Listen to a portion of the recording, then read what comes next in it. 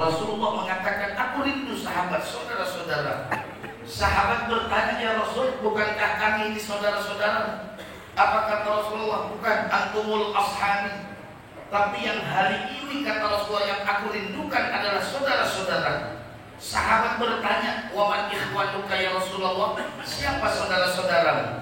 Apa kata baginda Nabi? Saudara-saudaraku yang hari ini aku rindukan adalah liman lam yarani wa amana bi. Orang yang belum pernah berjumpa dengan aku kata baginda Nabi, tapi dia yakin dengan aku. Itu yang aku rindukan. Kita belum ada, Pak. Kita belum ada, Bu. Tapi Rasul sudah kasih tahu, aku rindu mereka. Artinya Pak, Rasulullah rindu kita. Kenapa bahasa kita tidak dayung bersambut? Kalau Rasulullah rindu kepada kita, mana wujud kerinduan kita kepada Rasulullah? Mana Pak wujud kerinduan kita kepada Rasul? Kita tanya diri kita hari ini. Umur kita sekarang berapa tahun? Ada yang 30, 40, 50, 60, 70, mungkin ada yang 80 tahun. Tanya dalam diri kita, selama umur kita sekian, sudah berapa kali kita berjumpa, bermimpi berjumpa dengan Rasulullah? Ayo Pak, seumur kita di umur 40, 50, 60 tahun, sudah berapa kali kita bermimpi berjumpa dengan Rasulullah? Adawiyah, sehari tidak kurang 10.000 kali berselawat. Sambil ditanya Rabi'atul Adawiyah, begitu banyak engkau membaca selawat kepada baginda Nabi. Apa kata Rabi'atul Adawiyah? Aku ingin nanti ketika kembali menghadap kepada Allah, Rasulullah mengenaliku. Pak, Rabi'atul Adawiyah tidak kurang 10.000 setiap hari. Ketika ditanya, kenapa wahai Rabi'atul Adawiyah? Nanti ketika aku kembali menghadap kepada Allah, aku ingin Rasulullah mengenaliku. Kira-kira kita ada apa yang dikenali? Nah, terus apa yang kita kerjain? Orang kan kalau dikenali itu ada tadi. Nah, ini pakai sarung, pakai peci putih, pasti mau ngaji subuh. Nggak mungkin dia datang ke mana sih di tempat kumpul-kumpul yang kagak beres. Kagak mungkin. Kalau udah pakai peci, pakai baju koko, kemudian pakai sarung, suruh nggak kemana sih? Beloknya jelas, yang pelingat jelas nggak mungkin. Kan gitu. Tuh Pak, ya kita kurang membaca sejarah tentang baginda Nabi Muhammad. Baca Pak. Bagaimanakah dulu ketika Rasulullah sebelum dilahirkan? Coba dilihat di dalam kitab Riyadhus Shalihin. Itu di situ diceritakan juga bagaimanakah sahabat-sahabat Rasulullah meneruskan apa yang dilakukan oleh baginda Nabi. Ada ibunya Siti Aminah, kemudian bapaknya Abdullah. Ini kita kurang membaca sejarah. Kalau kita sudah baca, Masya Allah, nangis kita Pak. Nangis. Kita belum pernah membaca sejarah Rasulullah. Makanya di rumah biar kecil beli buku sejarah baginda Nabi Muhammad. Baca berulang-ulang. Baca aja Pak ulang-ulang. Baca berulang-ulang. Balik lagi, baca lagi, balik lagi, baca lagi. Dia suatu saat Rasulullah pasti akan menjumpai. Kita satu kalau benar-benar kita berpegangnya sama yang tua. Kitabullah yaitu Al-Quran wa sunnatul Rasul. Nah ini juga kekurangan kita Pak.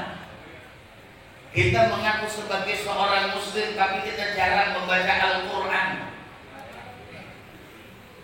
Ntar insya Allah dengan guru kita Ustaz Aziz pasti akan dibahas minimal sehari itu 100 ayat.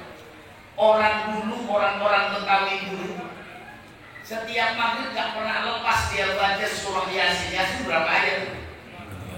83. Kalau 100 nambahnya berapa? Dibaca surah Qul Hu. Kalau dulu Qul qulhu, sekarang suratul Ikhlas. Dulu orang bilang baca suratul Ikhlas gimana? Qulhu itu cuma qulhu. Iya, orang kan ngomong gitu. Sekarang Bapak baca suratul Ikhlas, surat itu namanya sih. Qulhu itu cuma qulhu. Orang begitu. Nah, suratul Ikhlas. Nah, kalau di 4 ayat kali 3 kan 12. Iya. Nah, 83 tambah 12, 95. Tambahin al-falaq sama an-nas selesai.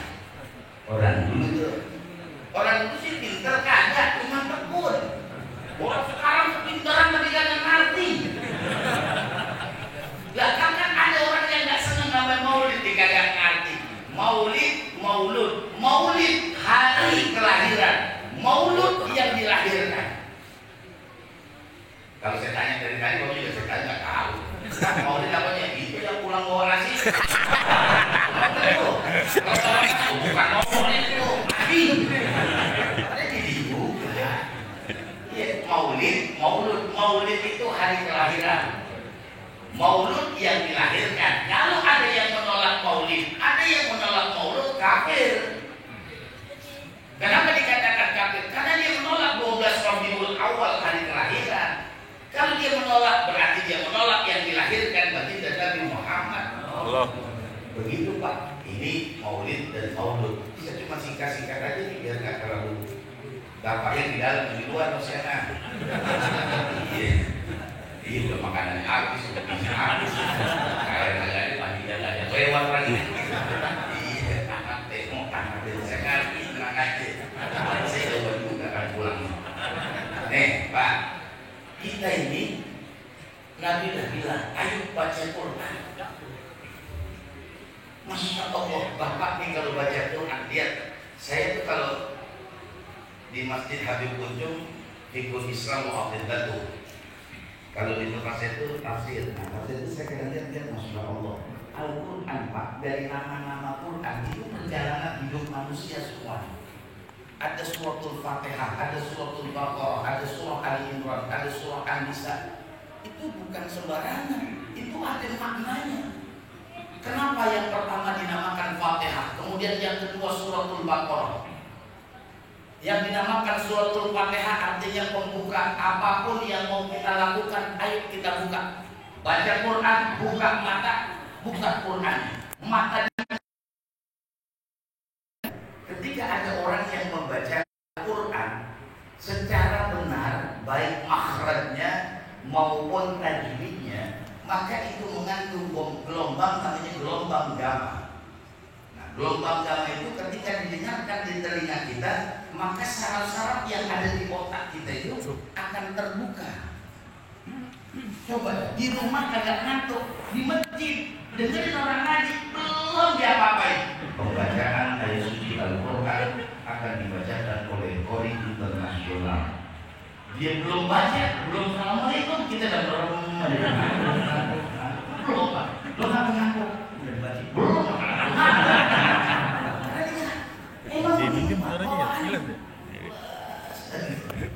Iya, sama juga kalau maghrib nggak bisa kita ngaji gitu. Kadang-kadang yang gurunya ada 2, yang ngaji ada 2, spekernya rusak. Assalamualaikum warahmatullahi. Dia yang satu udah selonjorin yang kiri, lagi selonjorin yang kanan. Dia yang satu gigit.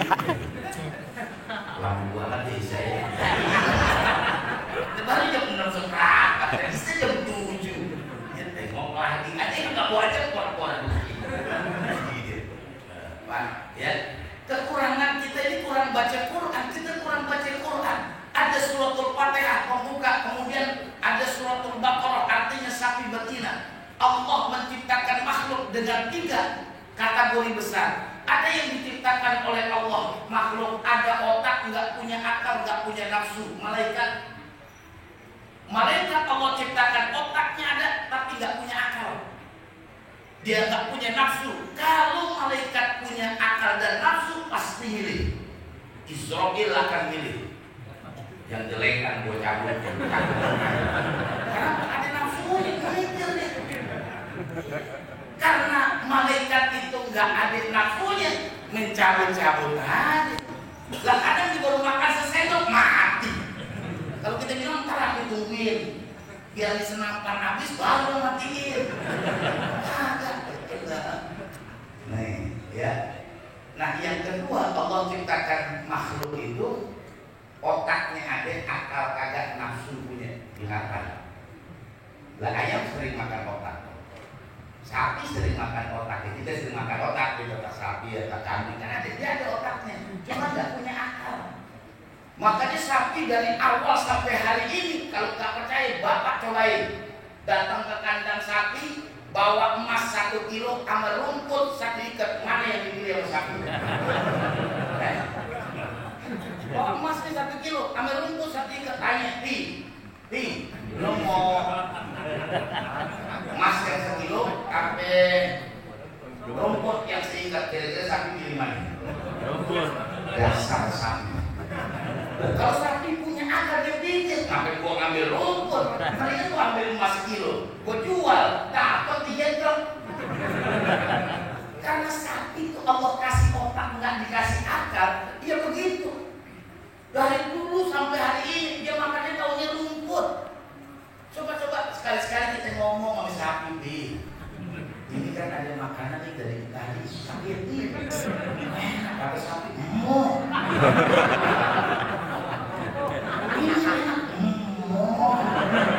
wonten tiang dari kertas buatan itu semua. Enggak, dulu saya pernah di Jawa Tengah, saya pernah di Jawa Timur, untuk doang saya bisa. Dan di kampung saya banyak orang Jawa lagi, Pekalongan, tahu tukang tempe, tas. Iya, kemarin saya habis mau di Tegal, cakep.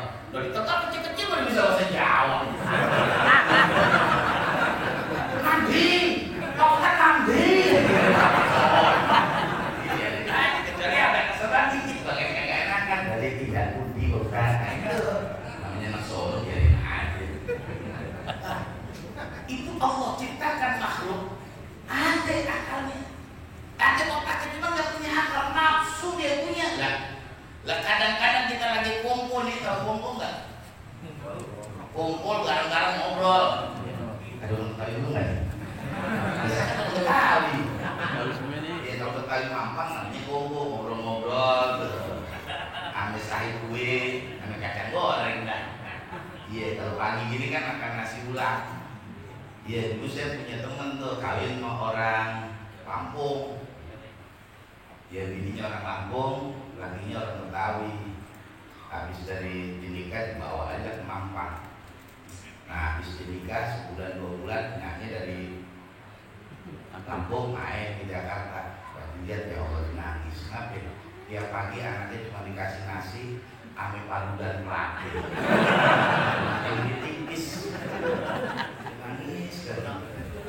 Iya, akhirnya dia nggak ngomong 3 hari pulang aja. Nah anaknya tanya Nabi semua, ya Allah, saya sedih. Di Jakarta kota besar, masih anak saya cuma dikasih nasi, ambil paru dan melati. Sampai sama dikit, ambil tipis. Dia nggak tahu tuh nasi ulang. Dia mati di nangis dan gitu. Tadi nggak pakai nasi. Ini kan model orang Betawi gitu. Iya, orang Betawi kan menang heboh doang. Orang lain menang heboh. Lah saya pernah godain Kang Ojek. Dah, ini Pak. Mau nggak Ojek? Dari pasar Minggu hampir buncit. Saya bayar 1 juta. Oh. Pasar Minggu hampir buncit.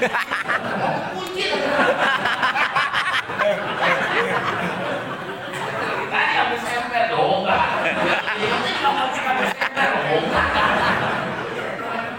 Tadi kalau ngomong jangan ini dulu, dengerin dulu. Itu sih saya kodain di sini kemarin berapa? Ya 18.000 1 kilo. Lu beli di Mampang di teman gue 5.000, banyak telur. Kalau hitung aja tuh bagi 5.000 sampai 5.000, banyak banget. Ambil mana dari telur? Ternyata Allah kasih otak, cuma nggak dikasih akal, kasih nafsu. Lah kita lagi ngobrol-ngobrol, ayam main kucing dikawin mati. Kenapa? Dia nggak punya akal. Kalau punya akal, ngumpet tapi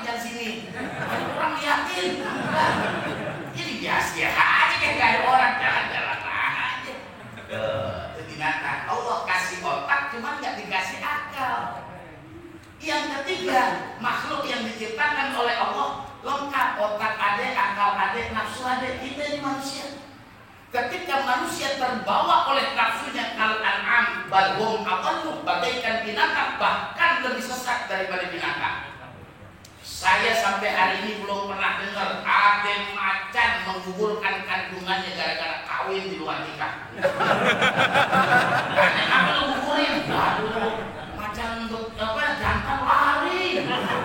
Gugurin aja gugurin, 2 kali keliling enggak pernah dengar. Macan, singa, boleh si raja ini enggak pernah. Tapi manusia, masya Allah, kadang-kadang belum lahir dari tukang nanas. Makan nanas kami biar guguran, adik-adik manusia. Tetapi ketika manusia bisa memanage akalnya, bisa memanage hawa nafsunya, dia lebih tinggi daripada malaikat. Ya, nah ini makanya ada surah namanya suratul Baqarah Sabiqah. Nah kemudian yang ketiga itu Ali Imran. Artinya apa? Sifat-sifat kebinatangan manusia akan termanage dengan baik kalau sudah nikah. Dulu kalau misalnya kita nikah belum nikah, itu kalau melihat perempuan, kalau dia belum ngaling jadi nggak berhenti mati kita. Kawan, macam cek doang.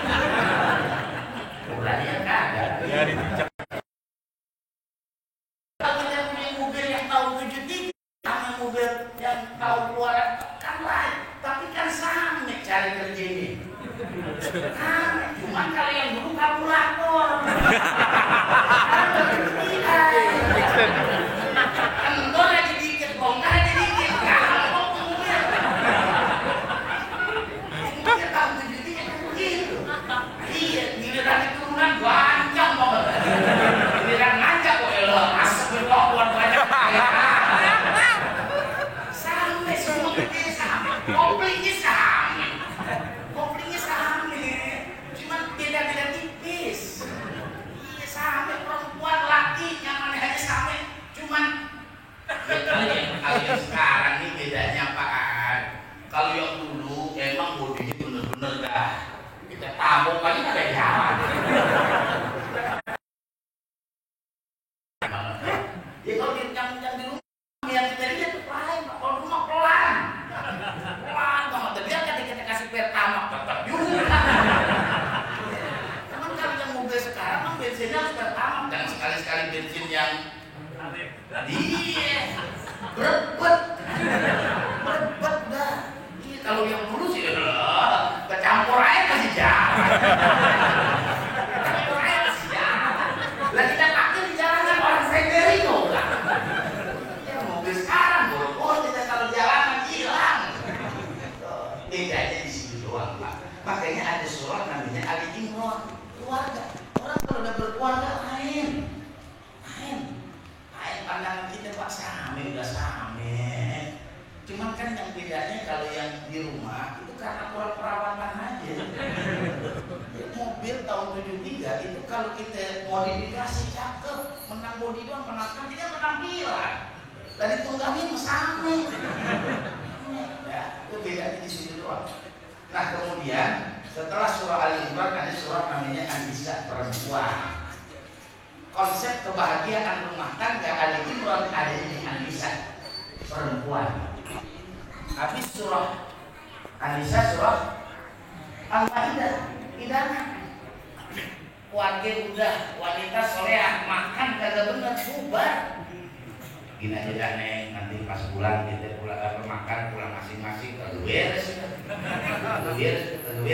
Makan, makanya di rumah itu waktu saya sekolah zaman dulu itu kan ada yang 4 sehat 5 sempurna. Kita yang 4 aja kagak sehat, apalagi mau sempurna.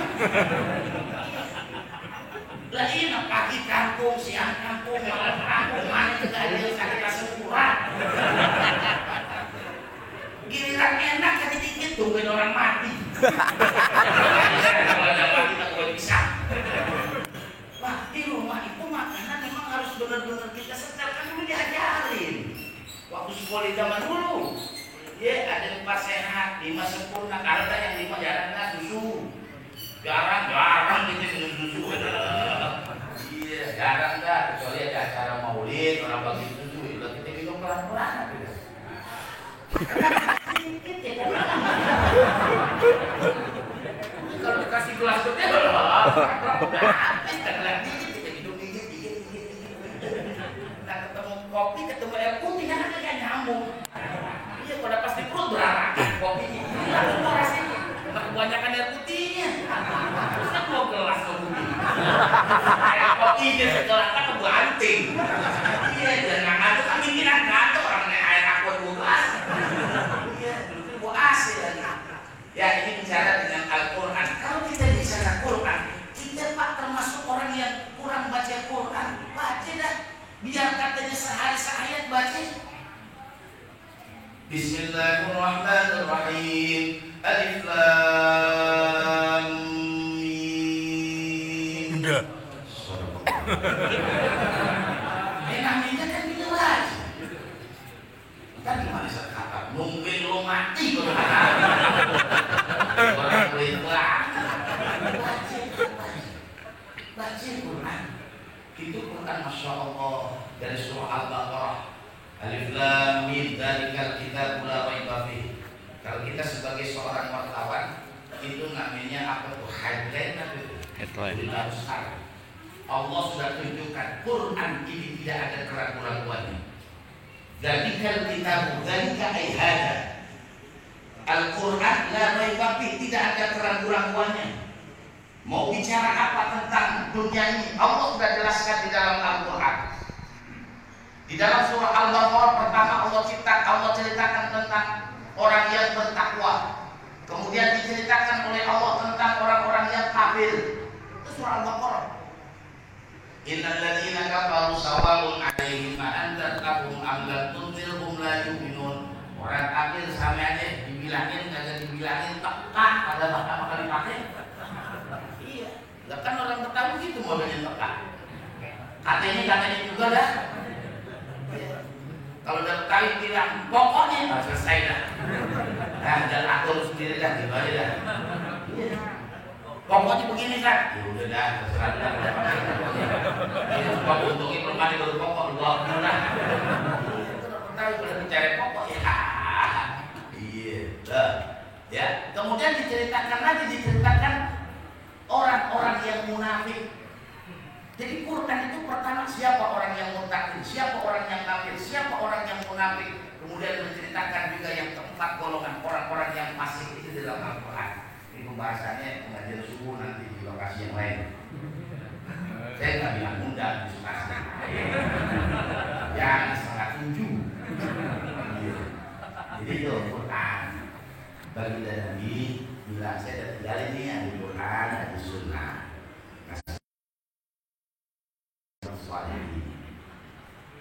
Ada orang yang sholat isya berjamaah, kemudian dia dapatin takbir bersama dengan imam, maka didapatkan pahala seperti orang yang sholat setengah malam.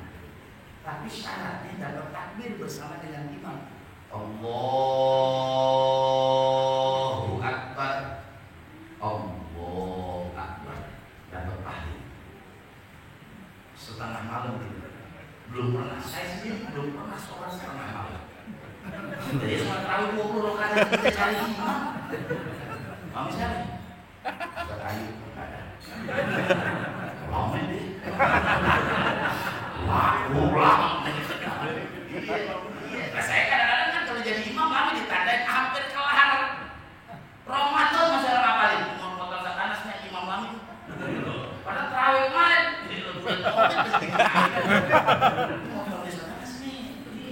Yang imam mami kalau terawih lah, Pak. Ya. Nah, kemudian ada lagi kata Nabi, kalau kita bisa sholat subuh berjamaah, menawarkan sholatul fajr khairum minad dunya wa ma fiha. Bayangin 2 rakaat sholat fajar lebih bagus daripada dunia isinya. Gak ada yang berebut, gak ada yang berebut. Coba tadi berkat nanti katanya ambil beras 3 karung. Oh gila, benar bagi berkat molek semua. Boleh bagi. Tapi kenapa ditawarkan oleh baginda Nabi? Barang siapa yang sholat 2 rakaat sebelum pelaksanaan sholat subuh, aku kasih dunia miskin. Gak ada yang berebut, silahkan, gak ada yang nyari. Lu tadi sholat ajan, Pak. Kamu lu kagak? Gua kan ketemu 2 orang ini. Enggak ya, enggak kehilangan. Kagak, sholat aja. Bayangkan Pak, sejarah para sahabat. Umar bin Khattab sholat berjamaah ketinggalan 1 rakaat, nangis. Dia bangun sholat taubat. Sahabat bertanya, kenapa? Tadi saya sholat ketinggalan 1 rakaat di sini kok lah. Iya, imam dan 3 rakaat di masjid itu. Lu masuk, wah, isi 4 rakaat. Kita pas lagi tahiyat dapat same pahalanya daripada yang awal.